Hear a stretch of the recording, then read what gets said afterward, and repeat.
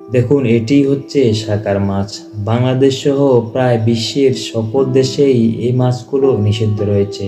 কারণ এরা এত ভয়ঙ্কর হয়ে থাকে, যেখানে তারা বসবাস করে সেখানে আর অন্য কোনো মাছকে তারা বসবাস করতে দেয় না।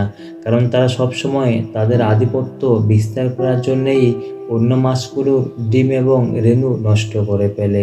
এছাড়াও যদি কোনো মাছ থেকে থাকে তাদেরকেও সংঘবদ্ধভাবে আক্রমণ করে গিলে ফেলে। এই মাছগুলো প্রায় 15 থেকে 16 বছর পর্যন্ত জীবিত থাকতে পারে।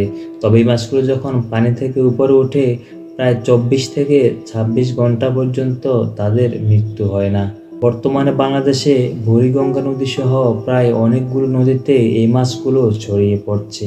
এই জন্যে বারবারই জেলেরা সরকারের কাছে অভিযোগ দিচ্ছে যে এই মাছগুলোর জন্যই অন্য মাছগুলো প্রায় বিলুপ্তির পথে। সাম্প্রতিক সময়ে বাংলাদেশে এই মাছটিকে নিয়ে অনেক গবেষণা হচ্ছে, কারণ বিভিন্ন জায়গায় এই মাছটি এমনভাবে বৃদ্ধি পেয়েছে, এই মাছের কারণে অন্যান্য দেশীয় মাছগুলো প্রায় বিভিন্ন নদীতে বিলুপ্তির পথে। এই মাছগুলির খোলস খুলে ফেললে দেখতে প্রায় গরুর মাংসের মতো দেখা যায়।